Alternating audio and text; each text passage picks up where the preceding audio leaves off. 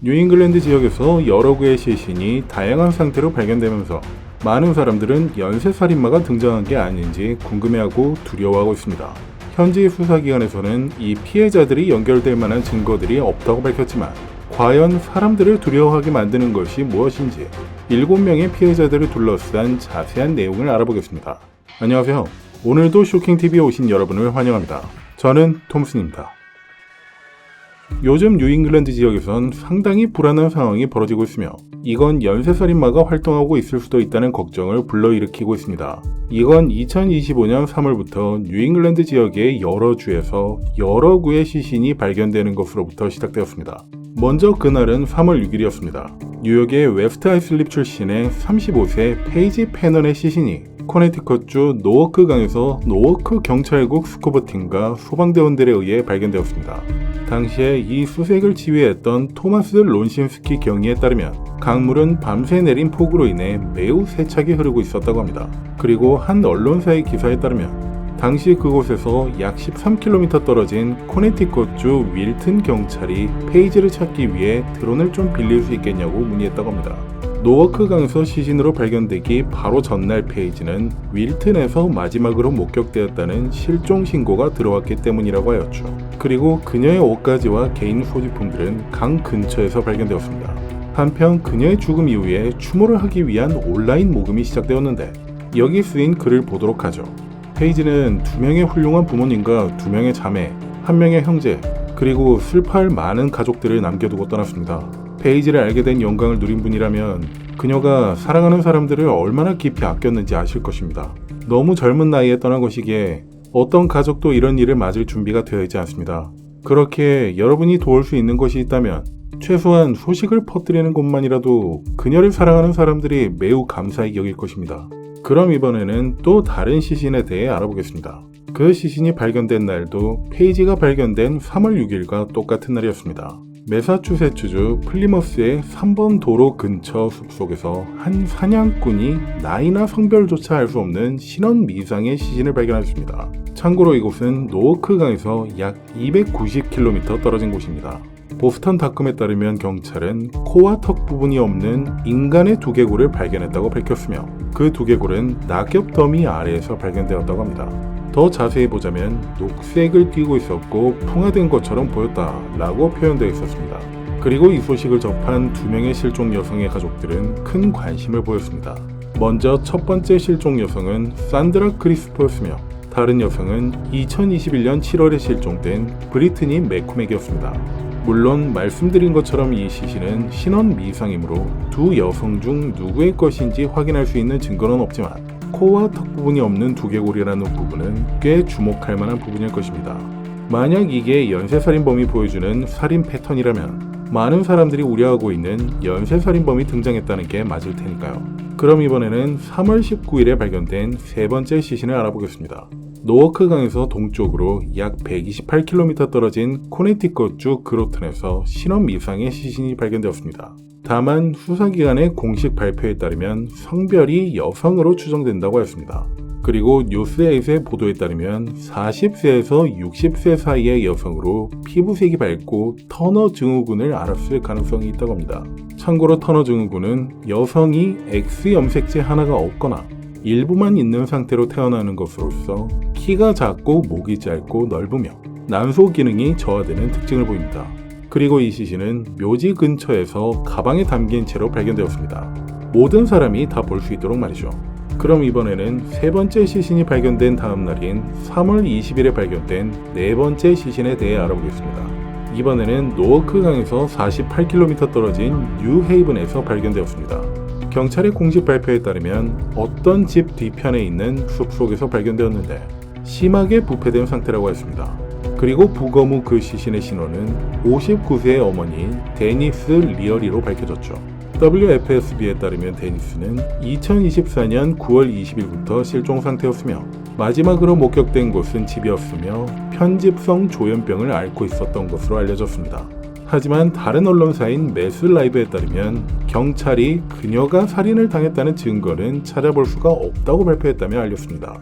그리고 네 번째 시신이 발견된 지 일주일 후인 3월 26일 로드아일랜드주의 포스터에 있는 숲속에서 5번째 시신이 발견되었습니다. 이곳은 노어크강에서 약 193km 떨어진 곳이었으며 실종 신고된 56세의 미셸 로마노가 8개월 만에 발견되었습니다. 담당 경찰은 그녀의 죽음에서 살인으로 추정되는 의심스러운 정황을 조사 중이며 미셸의 거주지를 수색까지 마쳤다고 발표했습니다. 그리고 지역 언론사인 WPRI에 따르면 미셸은 생전에 친구들에게 관대하며 두 아이를 헌신적으로 돌보는 어머니로 알려져 있다고 하였습니다. 그래서 지인들은 미셸을 위한 페이스북 그룹을 별도로 개설하여 그녀를 추모하였습니다. 4월 1일에 게시된 글을 보면 어제 저희 가족은 미셸이 발견되었다는 충격적인 소식을 들었고 절대로 미셸을 잊지 않을 것입니다. 라고 하였고 정보를 가진 누구든지 경찰에 연락해달라고 당부하고 있습니다. 그리고 5번째 시신이 발견된 지 약 보름이 지난 4월 9일에 6번째 실험 이상의 시신이 발견되었습니다. 그곳은 코네티컷주의 킬링리로서 미셸이 발견된 곳에서 16km밖에 떨어지지 않은 곳이었습니다. ABC6의 보도에 따르면 물가 근처에 있는 막다른 길에서 발견되었다고 합니다. 그리고 다음 날인 4월 10일 6번째 시신이 발견된 킬링리에서 약 85km 떨어진 매사추세츠주 프레이밍엄에서 7번째 신원 미상의 시신이 발견되었습니다. 소방대원들이 산불을 진화하고 있던 중에 발견하게 된 것이었죠. 이 사건을 담당하고 있는 경찰에 따르면 시신이 몇 달 동안 거기 있었을 가능성이 있어 보인다 라고 밝혔습니다. 게다가 현장에서 수집된 정보는 타사를 시사하지 않는다 라고도 하였죠. 현재 해당 시신은 신원을 밝혀내기 위해 부검소에서 조사를 진행 중에 있습니다. 이렇게 뉴잉글랜드 지역을 중심으로 매우 짧은 기간 동안 총 7구의 시신이 발견되었기에 사람들은 이게 연쇄살인범의 소행이 아니냐고 수사기관에 묻고 있는 상황입니다. 하지만 수사기관에선 현재 수사가 진행 중에 있으며 이 모든 시신 사이에는 연관성이 있는 것 같지 않다고 주장하고 있습니다. 그중 수사를 진행하고 있는 코네티컷주 경찰은 킬링리에서 6번째 시신이 발견되었을 때 이렇게 공식 발표를 하였습니다. 이 수사는 초기 단계에 있으며 계속 진행 중이며 현재로서는 코네티컷 수사기관이 적극적으로 수사하고 있는 사건들에서 연관성을 시사하는 정보는 없습니다. 그리고 시민들에게는 알려진 위협이 없다고 밝혔죠. 한편 코네티컷주 그로튼 경찰은 이렇게 발표했습니다. SNS에서 돌고 있는 로드아일랜드주 사건들과 관련해서 저희는 현재 그 사건들이 그로튼의 어떤 사건과도 연결되어 있다는 정보가 없습니다. 그리고 그로튼 경찰국장 루이스 푸사로는 4월 11일 WTNH에 나와 사람들에게 이 7번째 시신과 관련해서 성급한 판단을 내리지 말라고 말하고 싶습니다. 라고 밝혔습니다. 게다가 스프링필드 경찰국 대변인 라이언 웰시도 현재로서는 이 시신들이 서로 연결되어 있다는 증거가 없다고 발표했죠. 하지만 지금 눈에 띄는 것은 뉴잉글랜드에서 연쇄살인범이 활동하고 있다는 가능성에 대한 수많은 온라인 논의입니다. 실제로 이것을 다루기 위해 여러 페이스북 그룹들이 만들어졌습니다. 그중 뉴잉글랜드 SK라는 이름의 그룹은 32,000명이나 되는 회원이 있습니다. 물론 시민들의 논의나 정보 공유는 매우 중요하겠지만 신원이 불분명한 사람들이 많은 이곳으로 인해 거짓 단서나 거짓 신고로 이어져서 수사를 방해할 수 있다는 우려도 있습니다. 그럼 사람들은 이 사건들을 어떻게 받아들여야 할까요? 오늘은 특별한 전문가 두 분을 모시고 얘기를 좀 들어보도록 하겠습니다. 먼저 코네티컷주 뉴런던의 WFSB TV3 지국장인 루크 하이더스 씨를 모셔보겠습니다. 루크 씨는 사람들이 크게 관심을 가질 만한 사실을 갖고 왔다고 하셨는데요. 그건 바로 의심스러운 인물에 관한 것이었습니다. 안녕하세요, 루크 씨. 출연해 주셔서 감사합니다. 이 사건들을 추적해왔다고 알고 있습니다. 연관성이 있는지도 얘기해 볼 텐데요. 먼저 지리적 상황에 대해 말씀해 주셨는데 한 수사기관이 다른 기관과 연결되어 있을 것 같지만은 실제로는 그렇지 않다고 하셨죠. 그렇든가 관련해서 사실을 바로잡아 주실 수 있을까요? It's confusing. So even people here get confused. There's Groton City and there's Groton Town. Two different police departments, two different governments altogether. So Groton City is the one that had that big investigation of that condo last week. Groton City is the one that had the remains found at the cemetery last month. Groton Town is the one that we talked to who said, hey, we're not getting any indication that all these calls that we've been getting and everything is all connected. So it's two different separate investigating agencies. 당신은 어떤 연결점을 보셨나요?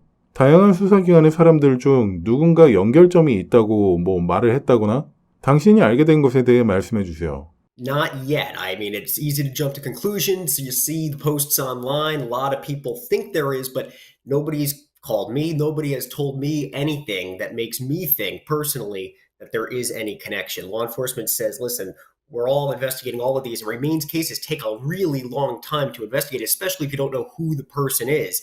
The one over in New Haven, we just learned yesterday, they don't think it's a homicide. So it takes a while to go through these things because those ones are a while back. So as the pieces all come together, we'll learn more. But right now, I'm not seeing anything. 말씀해 주셔서 다행입니다. 왜냐하면 저희는 이것들이 모두 살인사건이라고 그냥 가정할 수는 없으니까요. 그렇죠? 여기서 관찰되는 서로 다른 사망 방식들이 있을 수가 있죠. 혹시 시신의 사망 원인에 대해 알게 된 것이 있나요? Here in Connecticut, New Haven, yesterday I just checked in with them. They said no indication that it's homicide. They're still working on it. Danielson and Groton, they haven't even identified these people yet. So we haven't even gotten anything back from the chief medical examiner's office, never mind police, about what caused those two remains to show up. 이번에는 신원 확인에 대해 말해보죠. 언제쯤 더 많은 정보를 얻을 수 있을지 경찰이 말해준 게 있나요? 신원이 밝혀지지 않을 수도 있겠죠. 법의학 인류학자와 함께 작업해야 할 수도 있겠지만 언제쯤 시신의 신원에 대한 정보를 더 얻을 수 있을런지 아시나요? Good question. I mean, it takes weeks, especially if they don't know who these people are. So right now in Groton, at least that's the one I'm most familiar with, they're asking for the public's help just to find out who this woman is. Never mind, cause or anything like that. So weeks at least. 신원이 밝혀진 일부 시신들의 가족들에 대해 묻겠습니다. 그 가족들과 대화할 기회가 있었나요? 가족들이 어떻게 지내고 있는지 같은 것들이요. 그리고 지역사회 내에서 전반적으로 일어나는 이 모든 것에 대해 어떻게 반응하고 있나요? Yeah, I mean, here in Connecticut, we haven't spoken to family because most of them are unidentified. I know most of the identified ones have been over in other states, Rhode Island specifically. But really, everybody's asking the same question that you are right out of the gates here is, are these all connected? Do we need to be worried? And again, right now, all indication is no from police. What it plays out to be in the end, we'll see. These things take time. But as of right now, everybody's really just asking those same questions. Is this connected? Do I need to be worried? No one knows. 사람들이 이에 대해 논의하고 있나요? 우려를 하고 있다거나? Oh, all the time, all the time. There's Facebook groups that are growing to the zenith of the universe, new members all the time, people posting every body that's found in a river, body found in an apartment complex all across New England. Half of them turn out to be suicides or a homicide that's very explanatory, very, can be explained well. Whether or not they're all connected again, who knows? 지금 이야기하고 있는 커네티컷의 동네들이요. 또 다른 시신들이 그 지역에서 발견된 적이 있었나요? 왜냐하면 이게 모두 연결되어 있을 수 있는가 하는 걱정이 있으니까요. 다른 시신들의 위치에 대해 말씀하실 게 있나요? The one up in Danielson, Northeast Connecticut, much more wooded area in a neighborhood towards the end of a street, lots of woods around it, kind of seems like the place you would want to dump a body if you needed to. In Groton, it was right on a main road, Mitchell Street, right at the start of a cemetery. There's a large opening to the cemetery that people drive through to get in, and it was found to the left of that, right near the front of the road, right across the street from Cumberland Farms, right across the street from a neighborhood, right in the middle, right in the open in front of everybody. Not the place you would expect to hide a body versus Danielson way up hid in the woods. 이 시신들이 어떻게 발견된 건지 좀 더 자세히 말씀해 주시겠습니까? Yeah, the one in Groton, none of the media even knew about, ourselves included. We got a release from Groton City Police the day after that said, hey, yesterday we found these remains at the front of the cemetery right on Mitchell Street there. So everybody was playing catch up, all Connecticut newspapers, all Connecticut media, going afterwards, just shooting video of the area, talking to neighbors, saying, hey, did you see anything? As they said, oh, yeah, there was a truck here, a tape here for a few hours yesterday afternoon, and we weren't really sure what they were doing. And then that really sparked the storm of everybody speculating. 당신과 대화하는 동안 블러프 포인트 주립공원에서의 사건에 대해서도 좀 들어보고 싶은데요. 좀 더 말씀해 주실 수 있을까요? So Bluff Point State Park, post goes online like wildfire, spreading in all the Facebook groups about a guy who says he was hiking.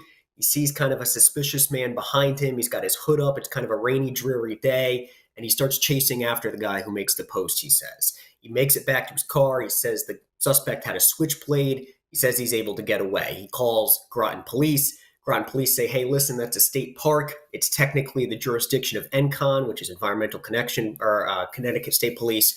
You got to talk to them. We did get a copy of that call, and in the call that he makes to Groton police, he never mentions a switchblade on it like he does online. So they're still looking for this suspicious person. The suspicious person was never caught. Whether or not that has anything to do with it, a lot of people speculate as well, but no indication of that quite yet either. But that definitely got a lot of people talking. 꽤 섬뜩한 사건들과 또 다른 섬뜩한 세부사항이네요.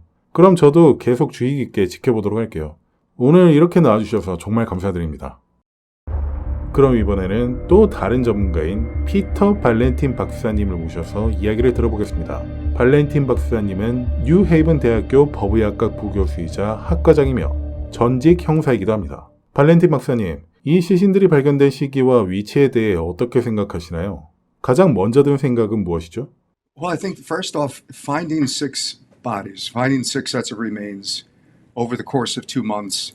그런데 이제 7구일 수도 있습니다. Yes, depending on what article you read, the number varies, right? So if we can say at least six, that's a lot. And they're not in the same area, right? They're Rhode Island, they were, all along the coast of Connecticut. So what does that tell you?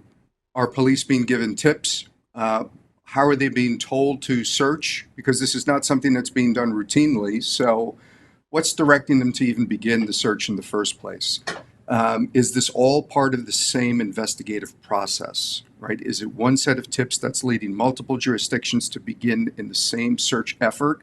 Or are these multiple tips from different investigative efforts leading different agencies, and they're all discovering the same thing? And clearly we don't have answers to those questions yet, but those really begin to bear on whether or not we're looking at different offenders engaging in similar acts that we're right now thinking could be a serial killer, or this is in fact potentially a serial killer. We just don't know that part yet. 기관들이 서로 조율하고 있다고 생각하시나요? 서로 다른 지역 수사기관들이요.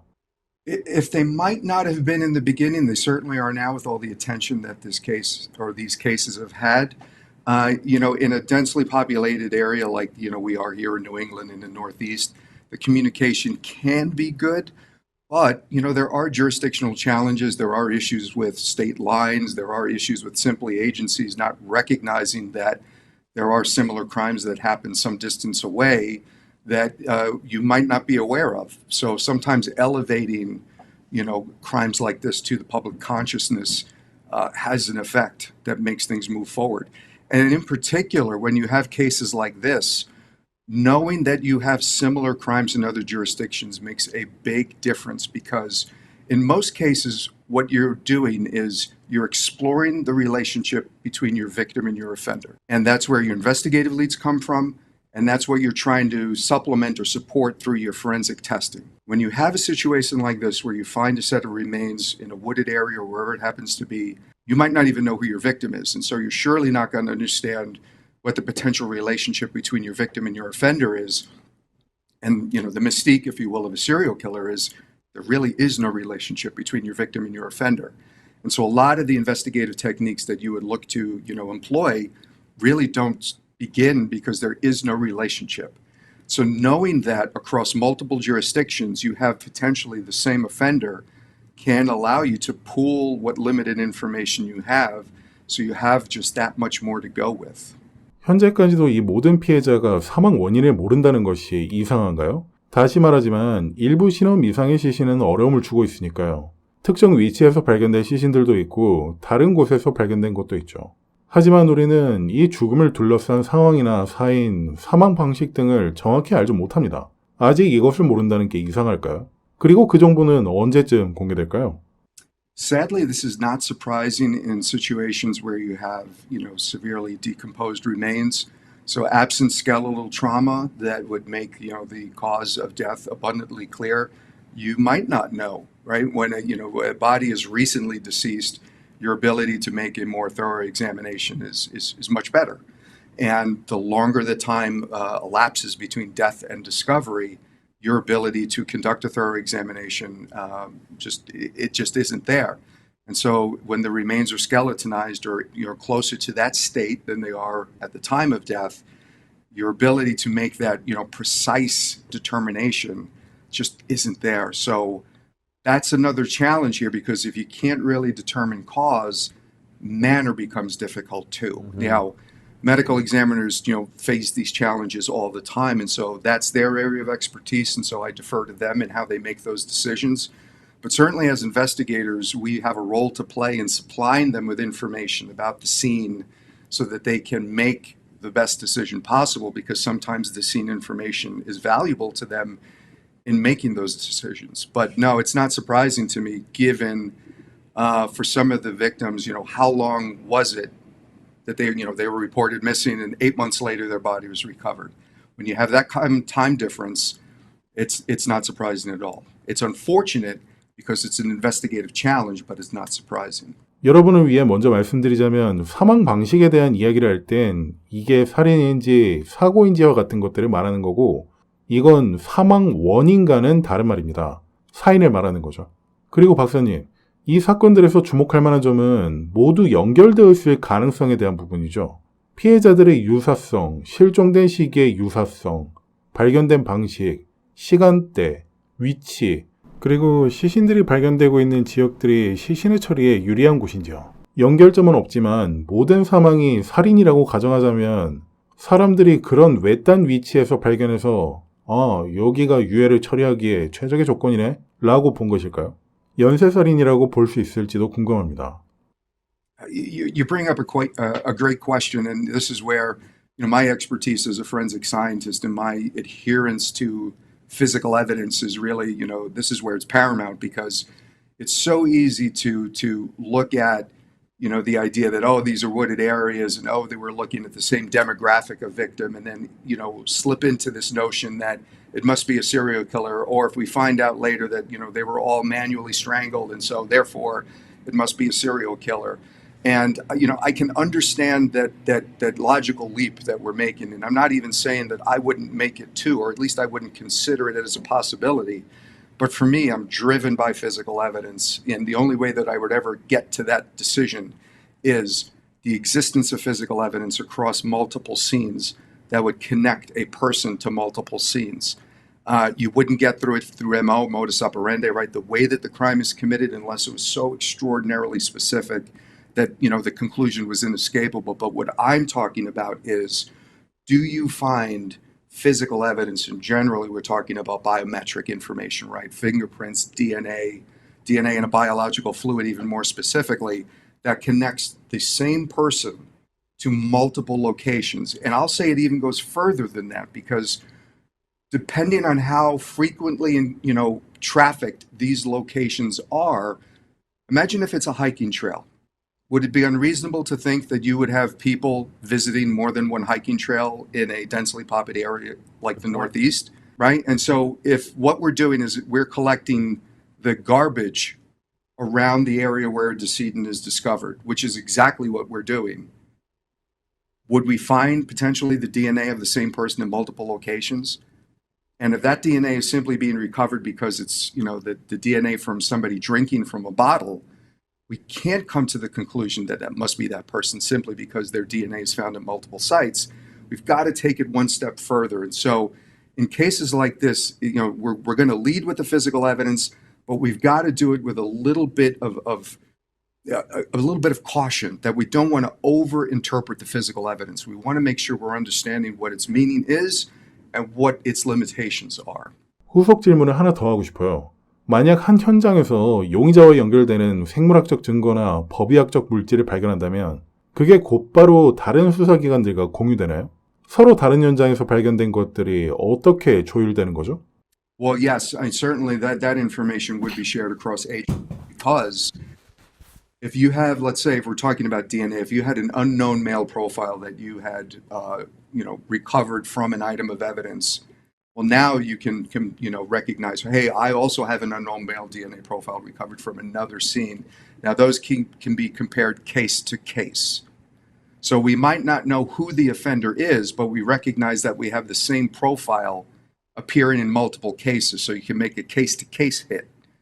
And that's, quite valuable, because now we can recognize we potentially have the same offender. Now, this gets even more valuable when we're dealing with it's coming from a biological fluid and not simply coming from, the discarded materials that we're picking up at the scene. Because biological fluids provide you with context, right? They get there for very specific reasons, as opposed to us randomly picking up items from the vicinity where the remains were recovered. 매사추세츠주 플리머스에서 발견된 일부가 없어진 두개골에 대해 묻고 싶습니다. 매사추세츠주 경찰이 수거해서 법 과학 분석을 위해 보냈다고 하는데 어떤 검사를 하는 건가요? 두개골이 녹색이고 풍화되었다고 하던데 실종자들과 대조해보는 건가요? So this is where you want to engage the services of a forensic anthropologist. And so states should have a relationship with somebody with that specific area of expertise. But what I can say is that, so if you have, moss or something like that growing on a skull, that's certainly indicative of some kind of growth cycle. So is that a seasonal, is that a growth cycle? So how long has the skull been there? So the bleaching of the skull suggests that it's been there for a period of time for that to have occurred. There are, let's say brackets of time that you can then associate with how long the skull has been there. So when you have a missing persons case for a long enough period of time, there's a database that you can enter this information into so that it can get shared nationally, and there's resources that become available to you. And so one of the most important things that you can do is you can begin to upload ante-mortem records. And so dental records, it might not be immediately available, but certainly if you're uploading or you're aware of who's missing, now we know that we can get potentially ante-mortem, radiographs like x-rays. Like you're going to bring everything to bear that you can to try to make an identification. So most of us have had dental x-rays done. Those are generally pretty good sources of information to make comparisons. You're going to do everything you possibly can. There's generally DNA found within the home that you can bring to make comparisons. Demographic information can be gleaned from an anthropological examination of the remains. You're going to do everything you possibly can to try to, at least narrow down who could this be, because an incomplete skeleton is incomplete, and therefore you're not going to be able to go very far with just that information. And now, the other part that you have to think about is that depending on how long those remains have been there, there's also what's called scavenger activity, right? So that animals are going to, potentially take and redistribute the remains, and so you might have an incomplete set of remains. 박사님, 수사기관에서 하는 말을 들으셨죠? 성급한 결론을 내리지 말고 현재로선 서로 다른 사건들을 연결할 만한 것이 아무것도 없다고 하잖아요. 하지만 온라인에선 이걸 우려하는 사람들이 보입니다. 연쇄살인마 가능성에 대해 벌써 추측하고 있는 사람들이 있고 왜 그런 말을 하는지 이해는 갑니다만 박사님이 지금까지 보신 것을 바탕으로 물론 완전한 전체 그림을 갖고 계시도 않고 이 사건들을 개별적으로 수사해 보신 것도 아니라는 건 알지만 그래도 우려할 만한 이유가 있다고 생각하시나요? 여기 뭔가 있다고 보십니까? 아니면 지금 보고 있는 이 사건들이 불행하게도 그냥 한데 묶여진 개별 사건들의 가능성이 있을까요? 어려운 질문인 건 알지만 마무리하기 전에 연쇄살인마의 가능성에 대해 이야기한다면 현 시점에서 박사님의 분석은 어떤가요? 물론 변할 수 있다는 건 알고 있습니다. I'll say that I'll give you a little bit of my thought process here. So some of the cases that are being grouped together here are so radically different from the other cases that I don't think you really should include them. You had one that, was basically a missing person from Long Island that was found in the water off Long Island Sound. And so that was included, at least in the initial count. And that's so dramatically different from how the other remains were found that I don't think you really should include that, because it's a very different kind of missing persons case. So I can't say no, you couldn't have that kind of case, meaning a serial killer or somebody committing multiple offenses. But I think what we see here are people trying to include offenses that might not have all the indicia of them being similar. Now, all that being said, let's cast a wide net, because offenders do change the way that they commit crimes. And, let's not look at such strict categories like demographic and dump site and, the type of things that we learn from pop culture and TV and movies as how these offenders commit their crimes. So am I straddling a line here in the answer? Absolutely. Am I gonna let my actual answer be guided by physical evidence? Absolutely. If they're not related, then no physical evidence will exist to connect them.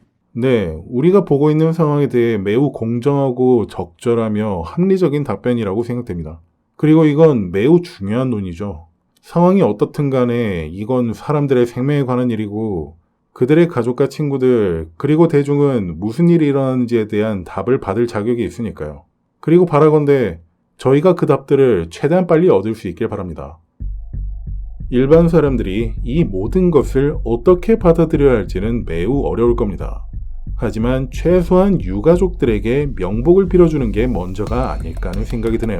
이런 사건들이 연결되어 있든 그렇지 않든 정말 모든 면에서 매우 불행한 상황들이 될 테니까요. 오늘 제가 여러분을 위해 준비한 것은 여기까지입니다. 앞으로도 여러 사건들을 함께하고 싶으시다면 구독을 해주세요. 이번에도 쇼킹TV와 함께 해주셔서 정말 감사합니다. 저는 톰슨이었고 항상 그렇듯 다음에 만날 때까지 행복하고 건강한 나날 되셨으면 좋겠군요.